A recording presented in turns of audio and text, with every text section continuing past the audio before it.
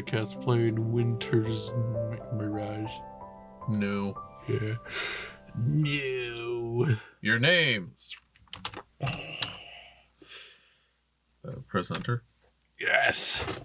The first snowfall of every year is different. I guess. Yes. Some years it's light and fluffy. Other years it's heavy and wet. And other years you get none. You'd think they blur together. Oh. But I remember them all. Kind of easy to except for one. Sunlight filters through snowy branches, casting soft shadows onto the path ahead. During this time of year, most the animals hide. It seems as if you are the only one awake. Yeah. The morning air is crisp and still. You smell the faint scent of pine and snow. Like a chip. It's quiet, maybe too quiet for you. It's pretty loud here. The cold bites at your face. Snowflakes stick to your coat. Yeah, just bite off your face. You can see your breath in the cold air as you walk, each step crunching on the ground. Yes. You keep your eyes focused on the ground ahead, as if facing the light would blind you. Well, if you stare into the sun, you'll go blind. It's true, you need actually sunglasses sometimes. That's white. Your eyes... Did someone make it out of snow? Your eyes fall on the wind phone? Huh. A discontinued phone booth here in the woods. What's a wind phone? Oh no, they're blowing in, then see if somebody gets it. It's an unlikely shelter here in the woods. Oh. You've been returning here every winter since you were a child. Okay, I can see the wind part, you protect yourself with there. However, these past couple of years you had a reason to pick up the phone. Some say the phone carries on your messages on the wind to loved ones who have passed on. But truthfully, it didn't matter if the phone worked or not. It's just broken. You found solace in the one-way conversations. With yourself. The cold nips at your skin. Ugh. You approach the familiar weathered booth. Your gloved hand reaches for the metal handle. That would hurt if you didn't have gloves. Mm-hmm. It's colder than you expect. Even with the glove. Its glass walls shelter you from the wind. Brr. The sun casts through the gridded windows. Oy. It's a bit warmer inside. It seems some previous visitors have left some items behind. Let's look at them. Photos, flowers, or phone. Oh, let's see the photos. Printed photos of various subjects have been placed here. Sunsets, beaches, wildlife, and food. It seems whoever took these had a great understanding of photography. Flowers. Someone has left a bundle of flowers behind. Their petals are a soft pink. You don't recognize the species. They are a bit wilted.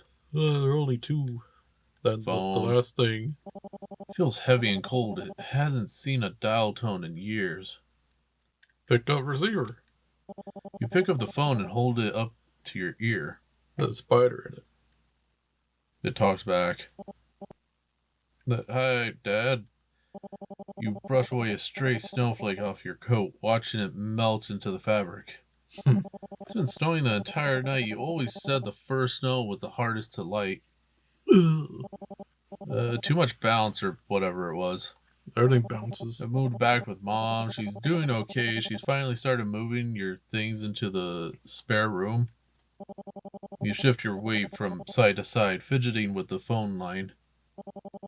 Those heavy black boxes you used to lug through airports, they're just sitting in a stack now. I have to walk past them to get to the bathroom. It blocks the bathroom. Even when you're not here, you take up so much space. You were so fat.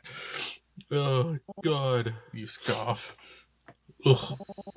It's a lot of black plastic. I haven't opened them. I told her I'd sell what we could, but I just end up staring at the latches. And also so staring at the dark. bathroom. Yeah. You gaze at the photographs and swallow thickly. Thickly what? It makes your skin itch. Like the box or whatever. Someone left some photographs here. I feel like the composition is a little amateur, but you would probably have a better critique. Didn't you just say they understand photography? Okay, you're judging it now. Your father always critiqued your work. Oh, father issues. You have symmetry, but you have no subject. The path and trees lead the eyes directly to the left center, but there's nothing there. You suck. You'll never be a photographer. Next time, shoot with It's more photo. exposure to increase contrast between the trees and horizon. My dad always ate my photos when I failed. Yeah, that's why he was so big. He couldn't digest them. Back when you were younger, you often got offended. It hurt your ego. You'd regret showing him at all. No, he was just numb to it until he... But as you fell more and more in love with photography, you realized his knowledge was inexpendable. Like, he actually knew what he was talking about. It felt as if you couldn't improve anymore if he wasn't here. You'd never be able to reach his level of exception. Anyway, it's really cold out here. I'll talk to you again soon. Okay. Bye. You place on the phone gently. You inhale as you step outside. The cold mountain air fills your lungs. You inhale the flower. You hear a mechanical click. Someone's standing there. He did take him. Strides away. Unlike you, he doesn't look dressed for the cold. No scarf, no gloves, no hat, no shoes, no... Okay, I thought that was me. No. He seems to be taking photos. His butt looks totally different. You're just a giant guy in a costume. Too much straight light. Shut up. He mutters to himself. His expression is focused. Ugh. If you use a lens hood it should help with that. Yay. The words leave your mouth before you could stop yourself. The stranger turns to you, his eyes widen, surprised by your presence. Shut up. Oh, thanks. That's good advice, actually. Yeah, the snow tends to reflect a lot of light, so it can be hard to get the right exposure without a lens hood. Yeah. Wow, I never thought of that. Your eyes are drawn to a pink hue from his pocket. There's a bundle of flowers, the same ones from inside the phone booth. So you're the one leaving trash. Slowly, he traces your gaze. Oh my. No. Oh. He grins. Is that gritting? There's a cyclamens? Cyclamens? Cycling. There's cycling men back there. You blink. The flowers. What? I grow them in my garden. How about the cycling men? Ugh. He smiles softly. Unlike other flowers, they bloom in the winter. Okay. He steps towards you, closing the distance between you. Right in your face. They're my favorite because the leaves are heart-shaped. His voice is soft against the morning ambience. Yep. You glance at his camera. It's so big. You can't name the particular model, but it's familiar. Like it a says Sony on camera. it. No. I assume those photographs in the booth are also yours? Leaving it there. His eyes flicker to yours and he lets out a laugh.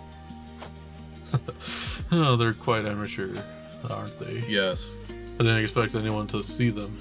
People rarely come here, it seems. I'm always here. You pause for a moment, wondering how to respond. They're not bad. I'm not bad, you're not bad. He grins. Eats flour. That's generous. He starts eating camera. Photos don't need to be good to appreciate it. Yes, everyone starts eating everything. It's a weird world. When he takes the picture, the photo comes out of his mouth.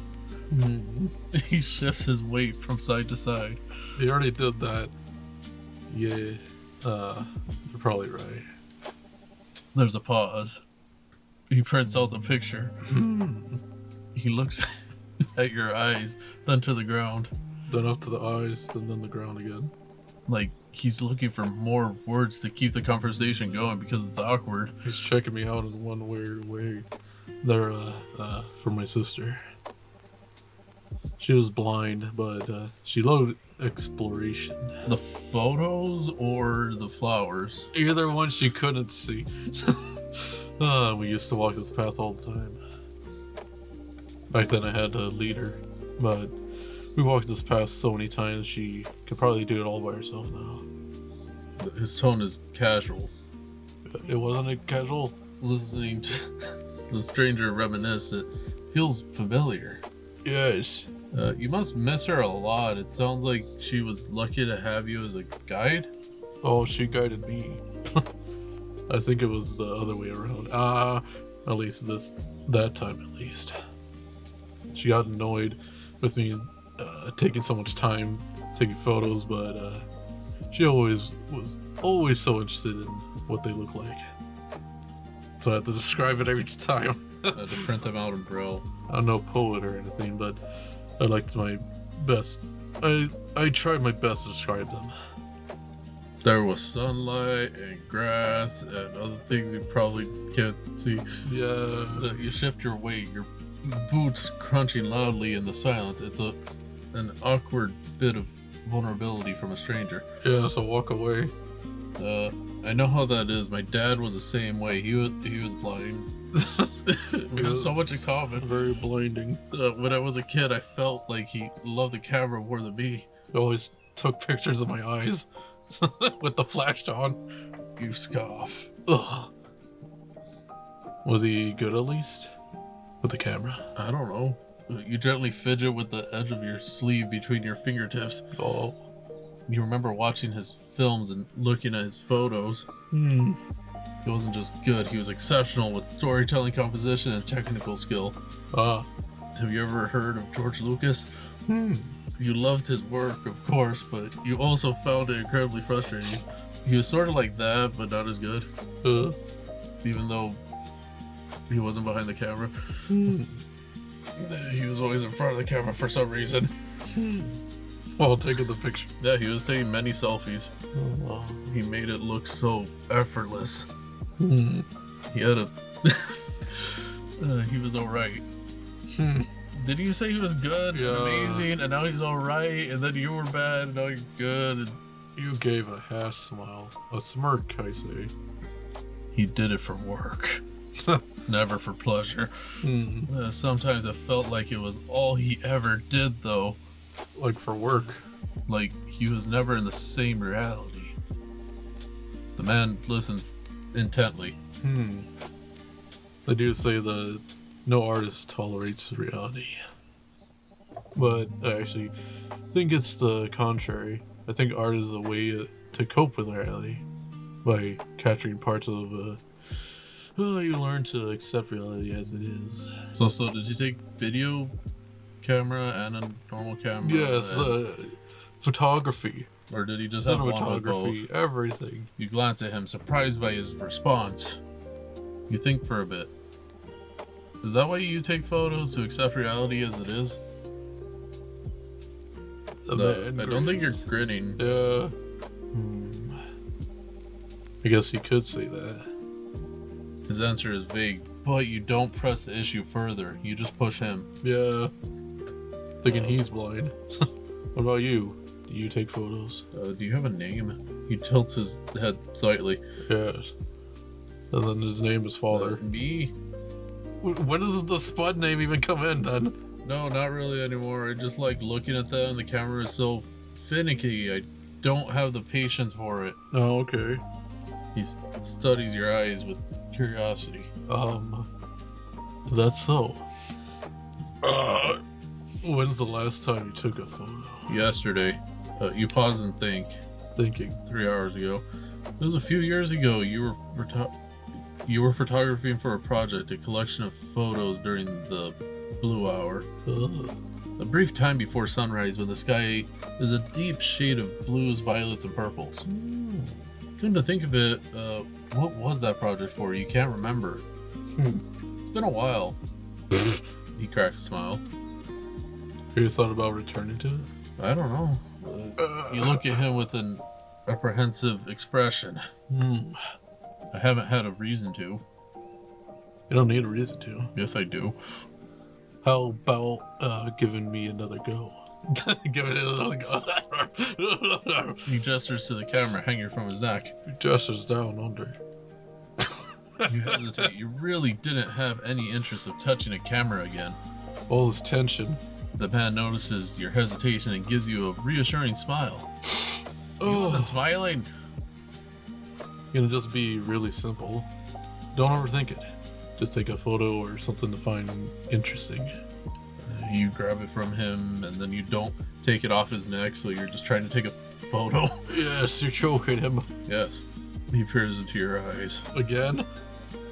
You look at the camera, then back at him, and then to the camera, and then to the booth, and then to the camera. And it's the other guy on the right. I guess it couldn't hurt.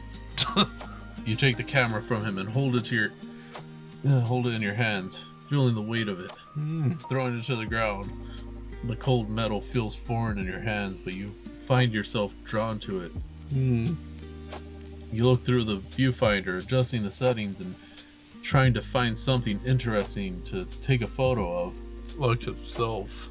Oh. Look at the trees, look at the man, look at the flowers. Zoom into his chest. You look at the flower in his pocket, once again drawn to its vibrant pink color. The man notices. He takes a flower out of his pocket and holds it towards you. And points flower. An excellent choice for a subject. You gently take the flower from him, and his fingers are soft against yours like a draft of air. You stick the flowers into the snow. The sun illuminates the petals. They look as if they've just bloomed. Oh, faking the photo. You know the flower. I have plenty more at home. Okay. Now the trees. The trees, I'll lead it to the man now. Most of the trees are barren, but a few stubborn leaves cling to the branches, their colors faded but still visible against the snow. From where you're standing, the sun is just peeking through the branches, creating a soft glow that illuminates the snow and casts long shadows on the ground. Yeah.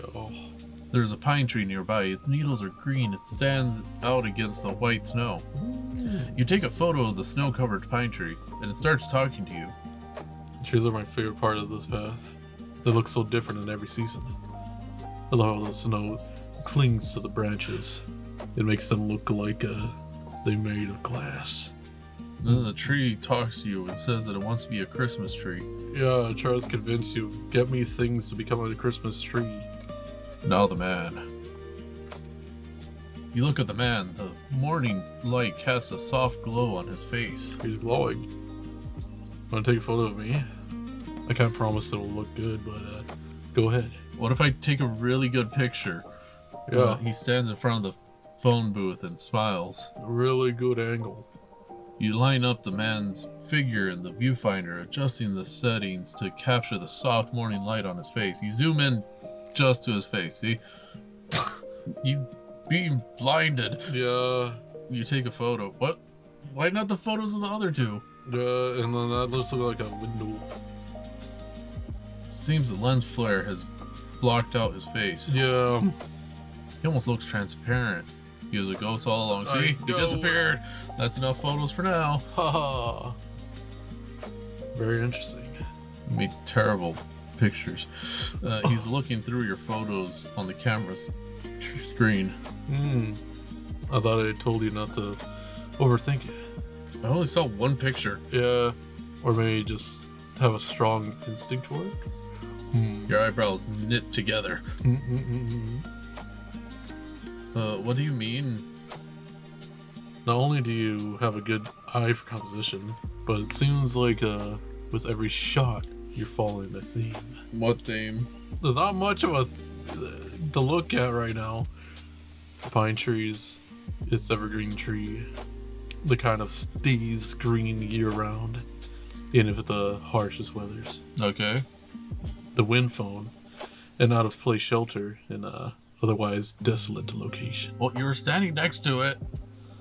And lastly, the cyclams.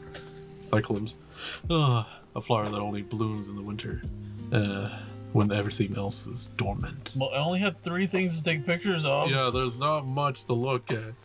It was just a few photos. They follow a cohesive theme. Well, that was by accident.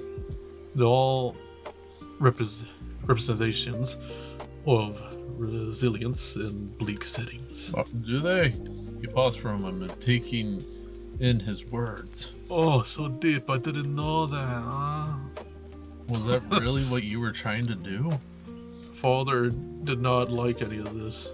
His eyes peer into yours. He tilts his head. Can you be my father? What do you think? I don't know. You chew the inside of your cheek. I chew his cheek. I think your camera has a mind of its own and it has possessed me. Now there's a new owner. Lets out a sudden, bright laugh. So humble. You're just crazy, aren't you? You loop the camera strap off your neck and around to your wrist and hand it back to him. Okay. Thanks, I don't even know your name for the past half hour. Finally. Corey.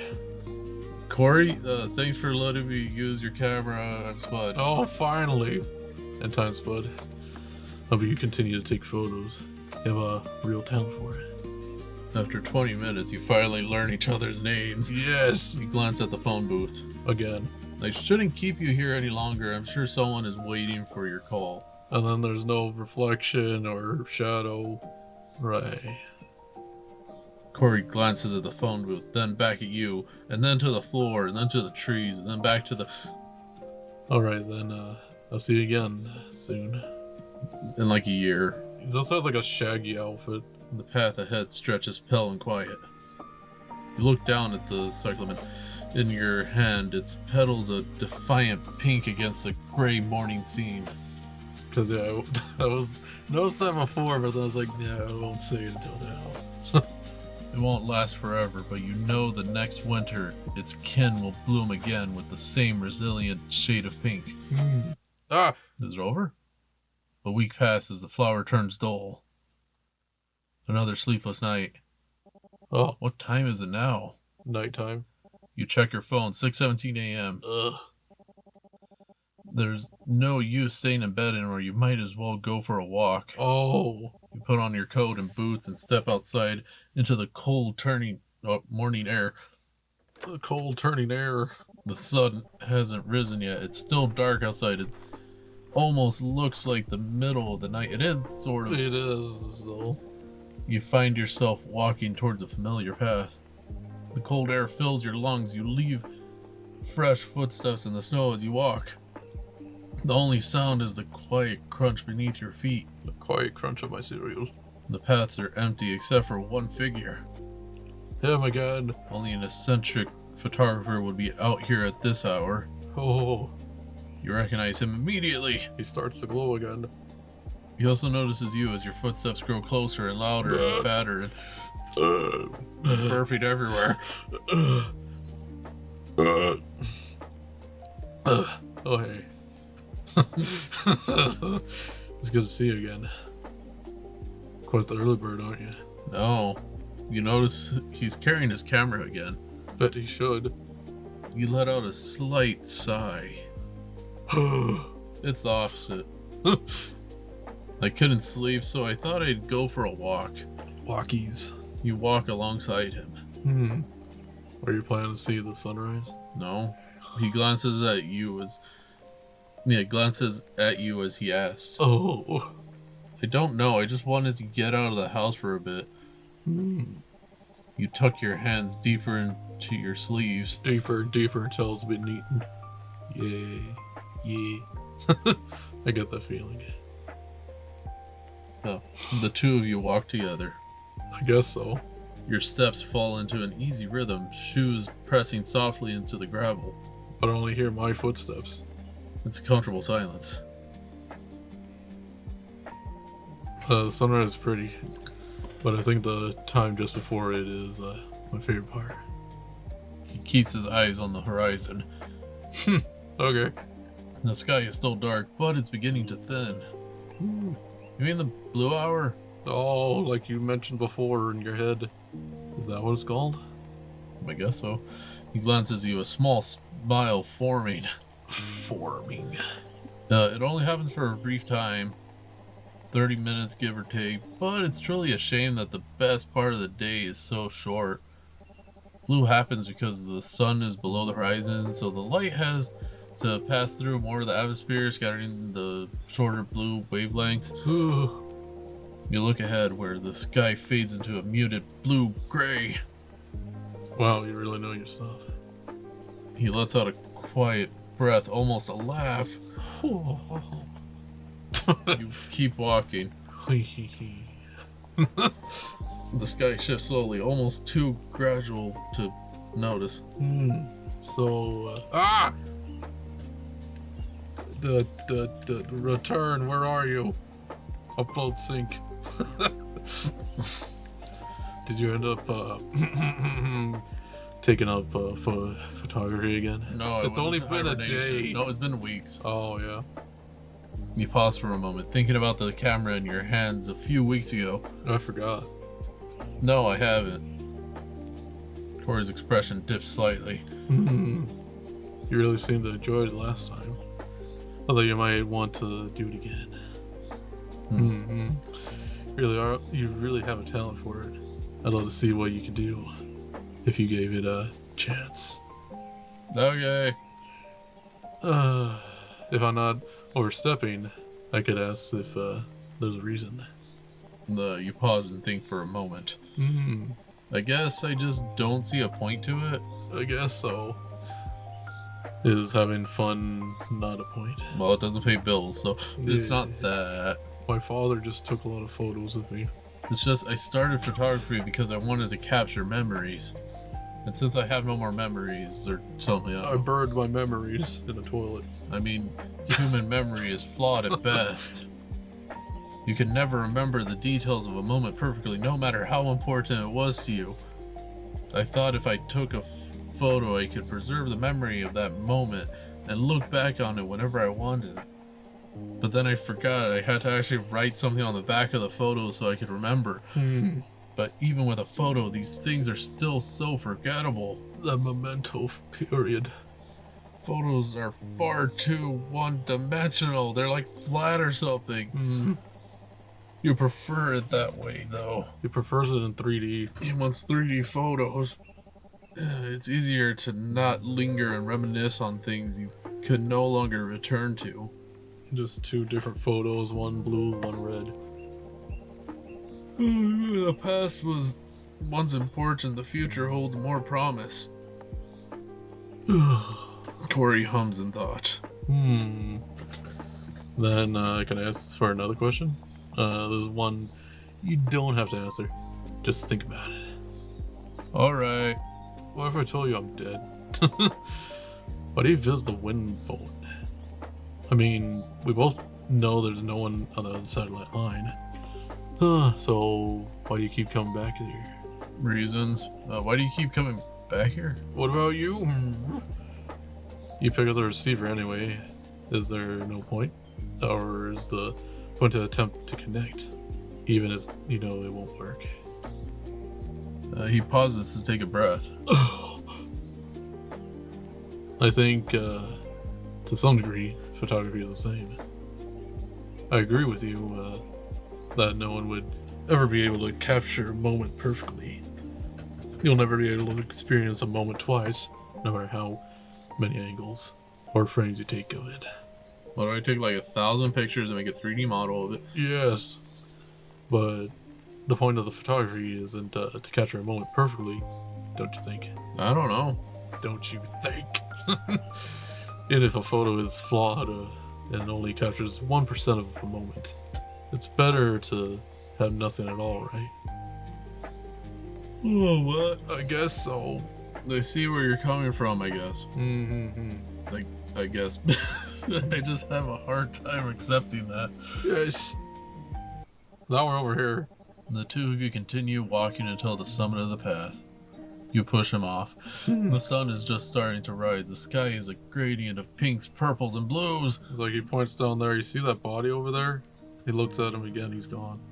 The city can be seen in the distance. It's dyed in a vivid blue. Its lights twinkling as the sun rises behind it. It's covered in a thin mist. Oh. Corey gazes out at the view. Then he flies up with a snowman. This is perfect. And if from this distance you can see the city and it's still waking up. It's like 7 or something. The streets are so empty. It almost looks like a ghost town. It is. You know, in Japanese folklore, they say that the blue hour is when the boundary between the living and the dead is the thinnest. First off, did you not know it was called the Blue Hour? So why do you know the lore? Yeah, that's the other thing. It's like, that's what it's called. It's like, smiles mischievously. Can't just pull that out right now. Oh, you know that it's called the Blue Hour, but you're like, oh, I didn't know that. Oh, but in Japanese lore, the blue hour, oh, you already know about the blue hour. Unless he knows only the Japanese name for it. Yeah. Would you be scared if you met a ghost right now? What if I was knew a it. ghost? Oh. You stare out into the city. It really does look like a ghost town, but you don't feel scared at all. I think this view would keep me from being scared. Oh. Corey laughs. Yeah, makes sense.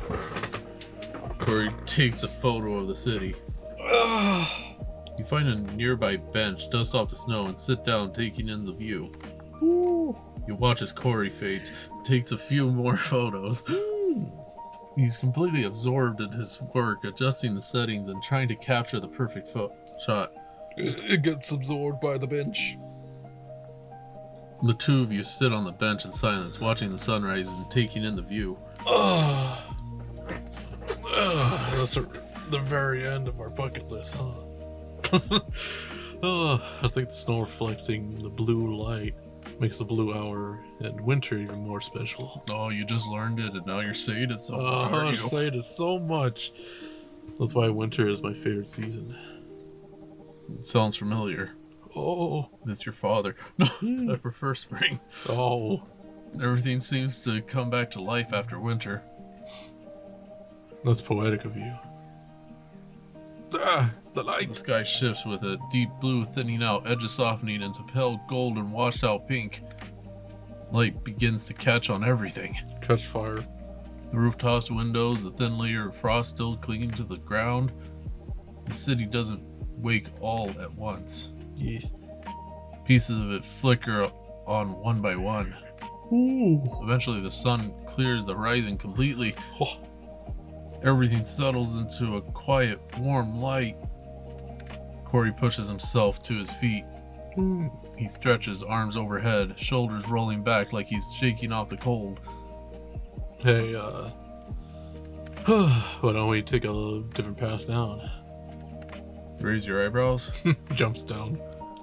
Different how? He stands in front of you.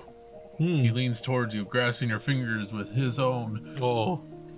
He pulls you up to your feet, then tugs your sleeve. We do a fly. Ah! My crotch. Well, let's see.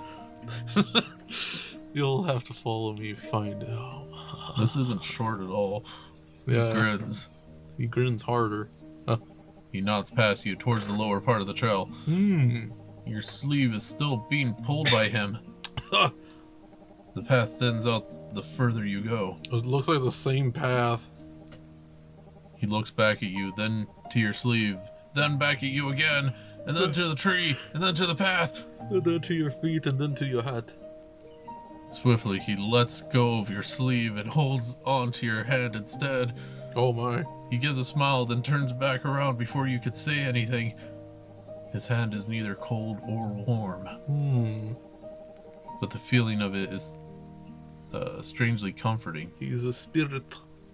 Snow gives way to gravel, then to rusted rails half buried in ice. He's a willow the wisp. You're gonna find his body. Oh. A boxcar train lugs idly on the tracks ahead. Oh. The engine rumbles low, a steady pulse that carries through the ground. Get ready to jump. A faint clank echoes down the line as one of the cars shifts against the next. Yes. Heat drifts up from the metal, warping the air just above it. You slow a little without meaning to. The train stretches out farther than you expected, car after car disappearing down the track. It's not moving fast yet. He steps closer to it anyway, running a hand along the cold metal. You ever done it before? What? Oh my. Train hopping. Up close, it's moving faster than it looked. The wheels grind louder, the gaps between cars don't seem to... so forgiving. Oh. No, I haven't. Corey cracks a mischievous grin. Want to?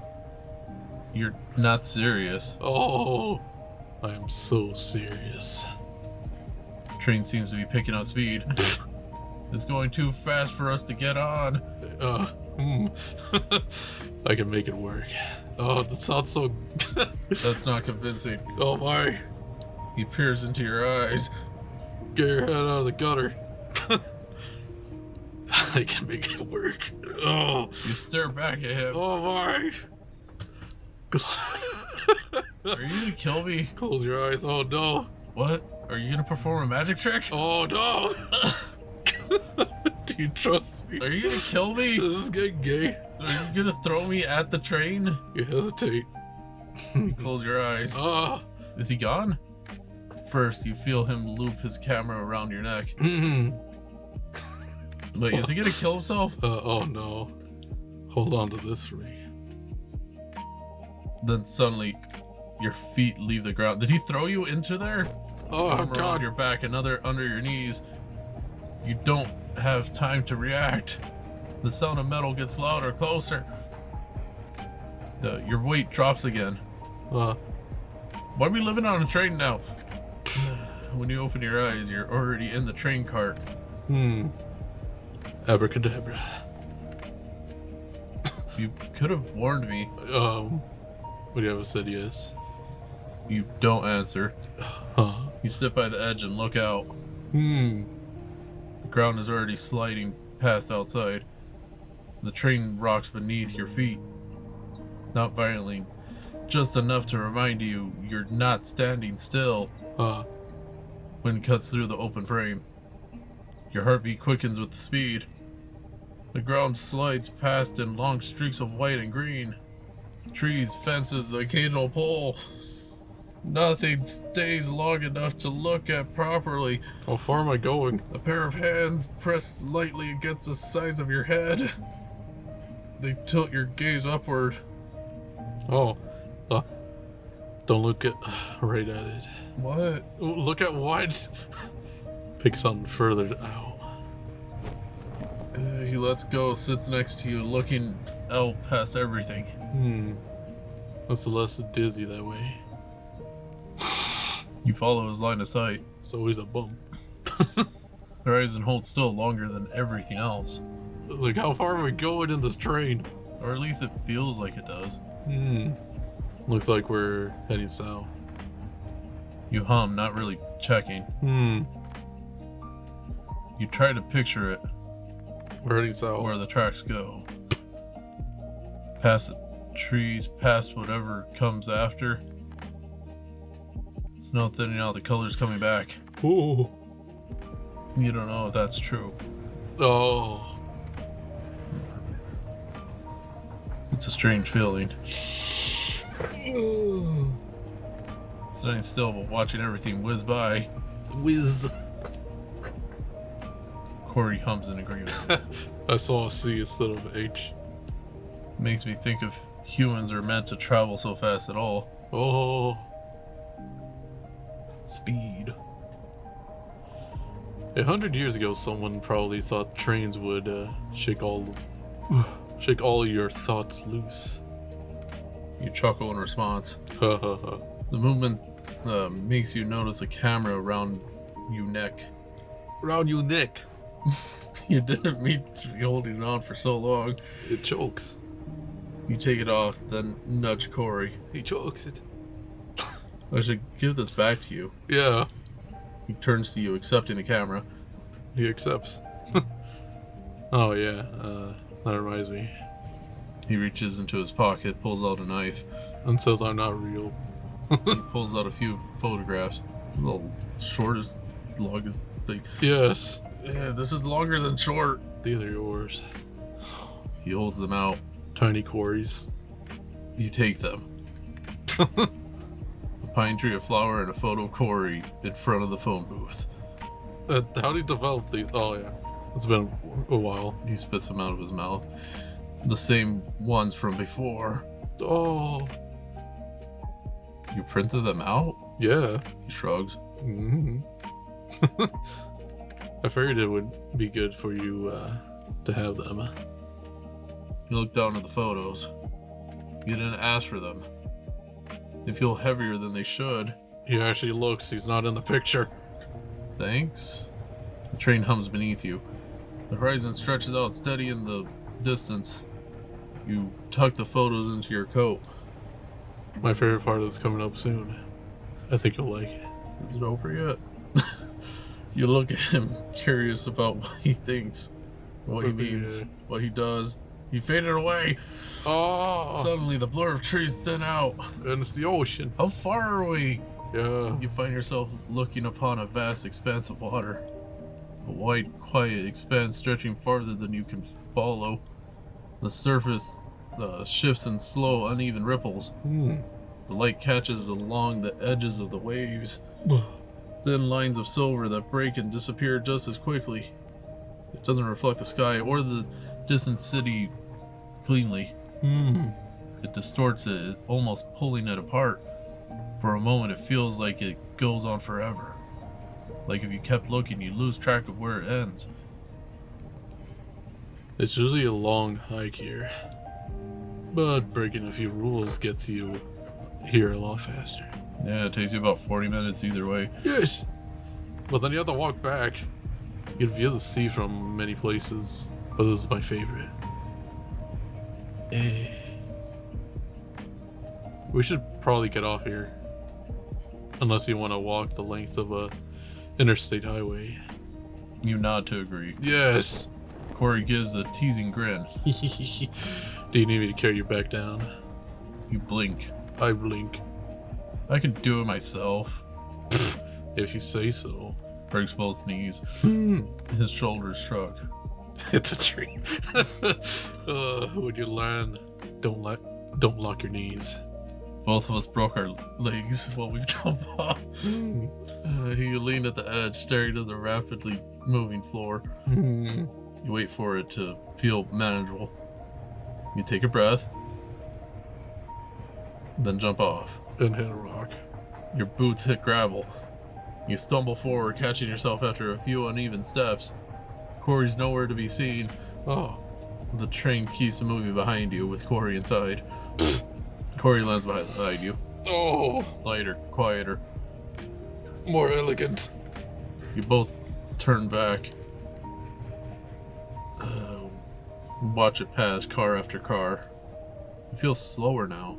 Oh. Just because you were on it. Not on it anymore. Maybe. The last car disappears down the line. The sound fades with it. Yes. Corey lets out a sigh. I guess we should head back. I bet you're tired. Restless night has caught up with you. You feel yourself getting more fatigued. You nod. With the distant sea serving as a backdrop, the two of you begin walking parallel to tracks heading back towards the city. I wish I could have stayed a little longer. Really? Even though you don't know where you'll end up. Yeah. Yeah. That's the fun part. Wouldn't have to think about where to go or when to leave. I could just live as a hobo on a train. I could just let the train take me wherever. And then get caught. Corey scoffs. Ugh. What's the point of being human if you want to live as a train? It's just a fun idea. Some like people like call Thomas me the train engine. They call me Thomas. They call me Spud the engine. They call me Thomas. I'm the fastest train around. Oh, maybe we could try it out someday. Become trains. Train you return boys. home and collapse on your bed. No.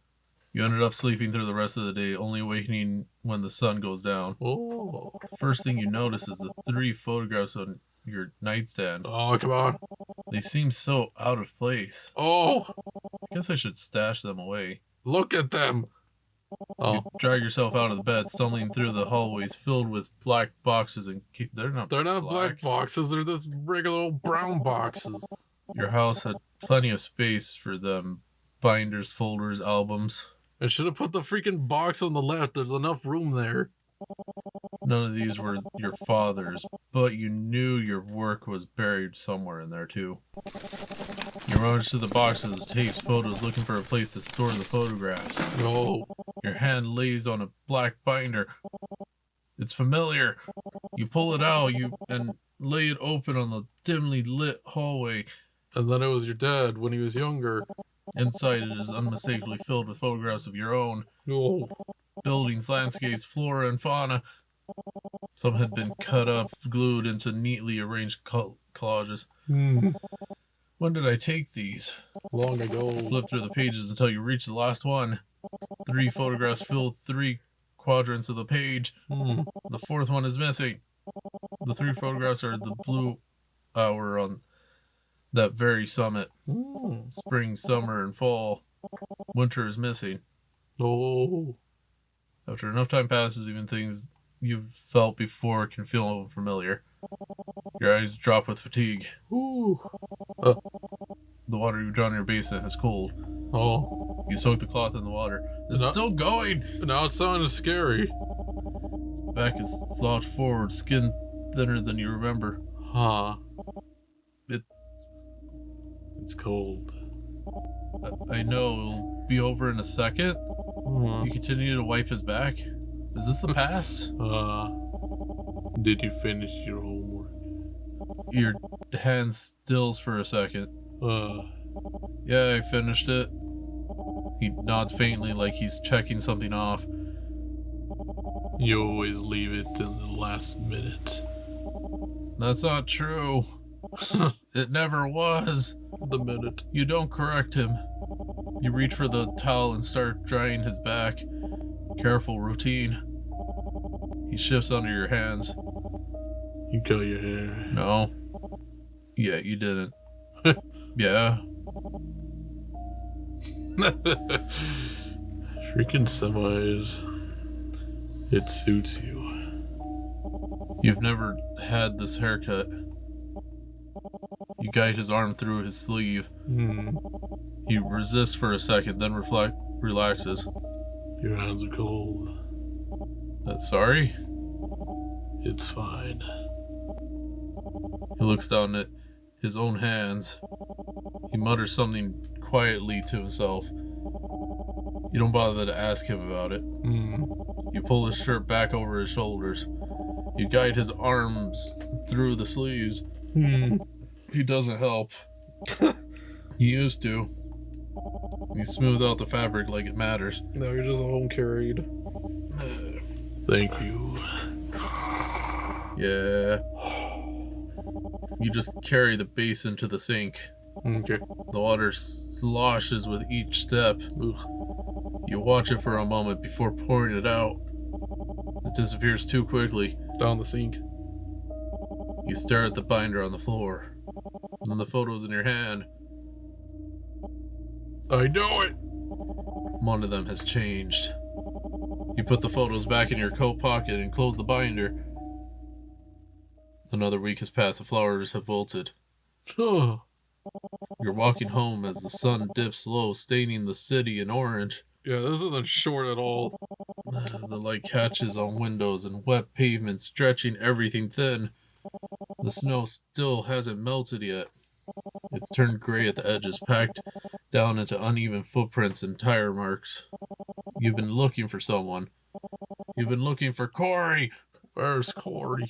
Your intuition leads you to the beach. The air shifts as you get closer. It's colder, heavier, tinged with salt. And a lot louder, too. You spot him before you're fully there. Not on the shore. In the water. Another reflection. His shoes sit off to the side, half sunken into the damp sand. His pants are rolled up to the calves, fabric darkened where it's been splashed. The tide pushes in and out around his legs. He walks along the edge where the waves break slow and steady.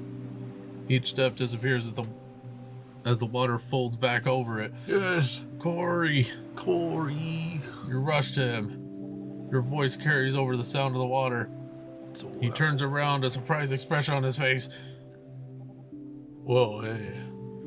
His expression softens upon seeing you. This is the longest freaking short thing. Yes.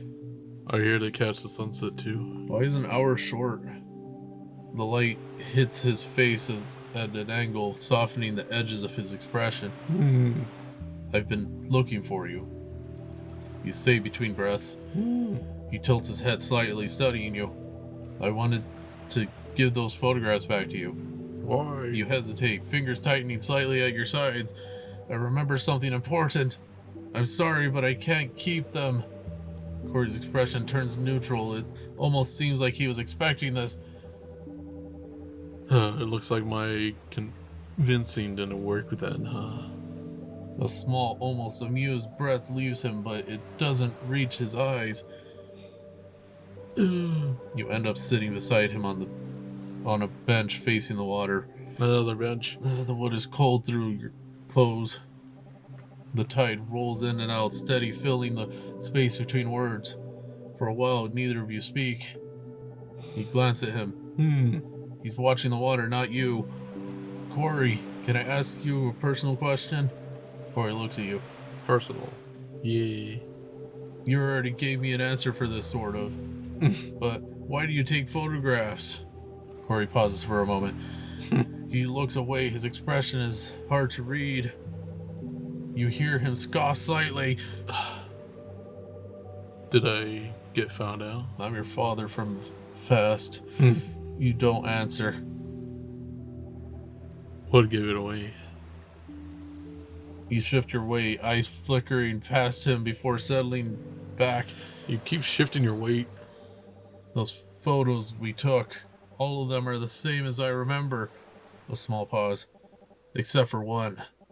The one with you in front of the booth. Ooh. You rub your thumb along the edge of the print without looking at it. Everything is the same, the booth, the lighting, but you've disappeared. Oh. You exhale through your nose. My. You're never bothered by the cold. Your landings are too light. You never get tired. You gaze upon the sand in front of you. And you're never well dressed. And you don't have a shadow, but other things. Yeah. There are only one pair of footprints leading to where you sit. And then I did float into the car.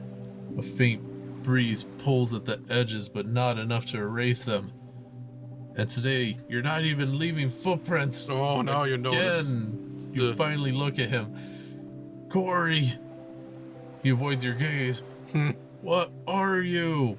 You already know the answer, but you want to hear it from him. Oh. Corey's shoulders lift a fraction, then fall again.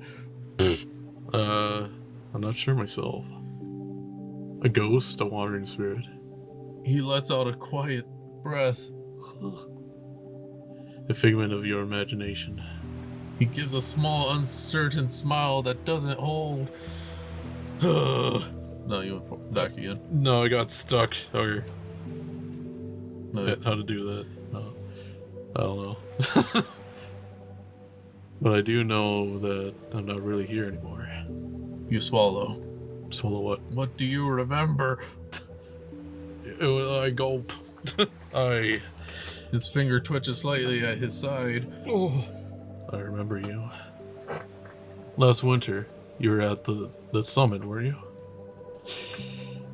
It was clear as you were there as the intention of taking photos. You brought your camera and everything.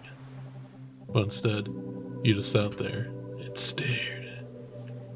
You stared into the city for hours. You left your camera at the end of it. You never came back for it. So I picked it up. I started using it.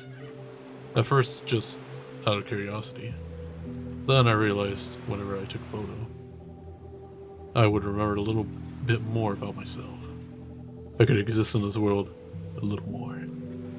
He lets out a self-pitying laugh. Eventually I grew curious about you. That curiosity drew me back. Wonder if I met you again. So when it became winter again, I waited for you to come back. You catch the reflection of the sun in his eyes, too steady of me, almost fixed. Aye! That was the day we met. Yes! Corey nods. And disappears. Yeah. I recognized you immediately, so I pushed to you a bit. He lets out a soft scoff, glancing away. You didn't even recognize your own camera. I just... He's the spirit of the camera. A small shrug. Yeah. Want to know why? His voice softens. Why could you walk away from something you cared about that easily? He looks back at you, more directly now. Stares into your eyes again. So, let me turn that question back to you. Spud. What do you not like to take photos? Use me again. Corey looks at you, waiting for an answer. Use the camera again. Your fingernails dig into the palm of your head. Oh. It was 6 years ago. My dad, he developed a disease. It was the kind that eats away at the person's mind and memories. Yes. He let out a small, humorless exhale. Isn't it ironic? He was obsessed with recording things, taking photos, making films, cementing memories into something tangible, only to never be able to hold on to them himself. Ooh. Your voice lowers. I wasn't as good as him with the camera, but I thought maybe if he couldn't hold on to those memories, I could. Places, moments, anything that mattered. Yes. Corey looks into your eyes, carefully listening. You criticize my work, say I wasn't cut out for this kind of thing. Yeah. You feel a dull pang in your chest. Oh. But it didn't matter to me. I saw him slowly lose touch with reality. The year before everything happened, I started a collection of photographs. I started in spring effort to photograph the view from the mountain during blue hour. Whoa. I thought it would be nice. He was the one who taught me all about it. Everything. I continued through summer and fall. But when this winter came, my father had a moment of clarity, only to do something so stupid. You pause. He took his own life that winter. I never saw reason to finish the collection. The words fall flat. Ooh. There's a thick silence between the two of you. That's why I hate photography so much. Oh. It's pointless. It doesn't keep anything. What? After my dad passed, we had him cremated. It felt so strange carrying his ashes. I was holding him, but it wasn't him at all. Words leave your mouth before you can stop them. Those ashes are nothing like him. They don't represent anything he was or stood for, or...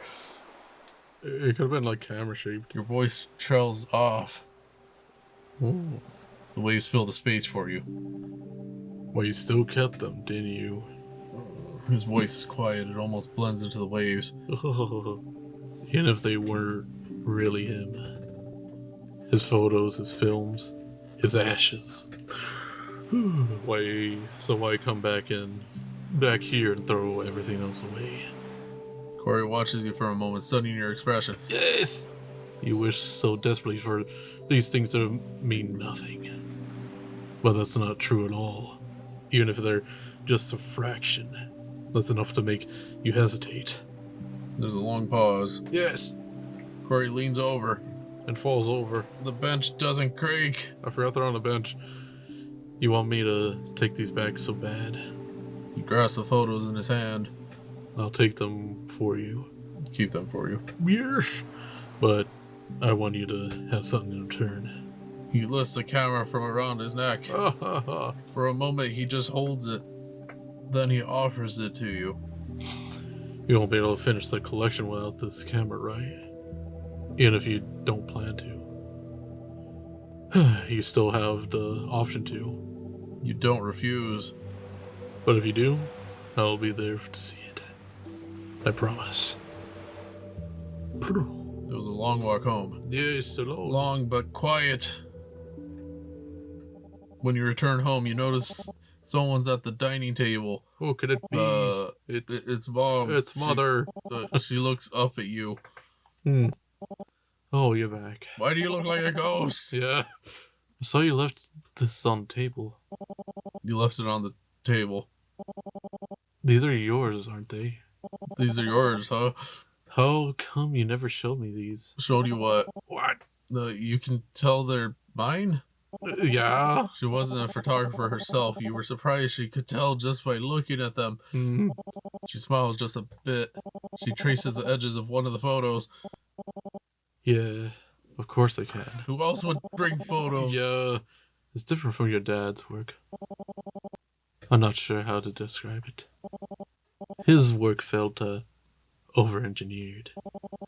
Yours feels more of in the moment. Like I'm looking through your eyes. You have no eyes. She looks up at you again. They're pretty.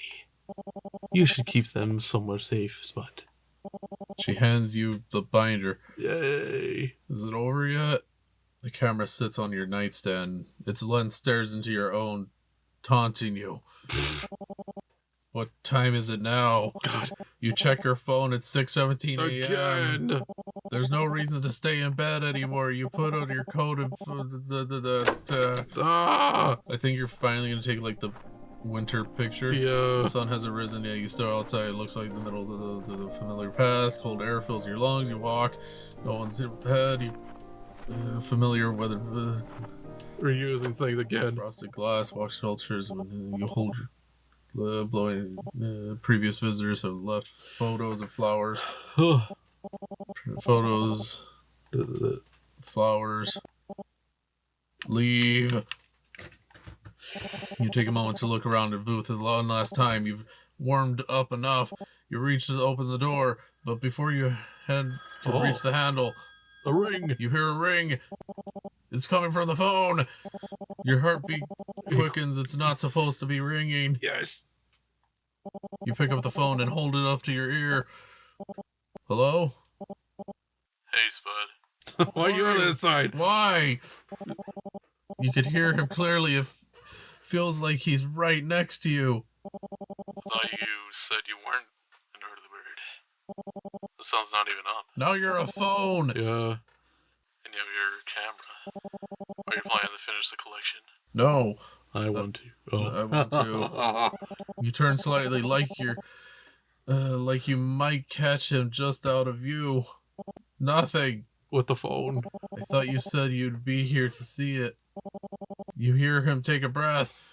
I am here. Sort of. There's a pause. You twist the phone cord around your fingers. Sorry, I thought I had more time. But it seems like I've lingered here too long. There's sort of a things have cycles. And if I shouldn't have happened in the first place. He sounds far away. Last winter I picked up your camera. It brought me a lot of joy.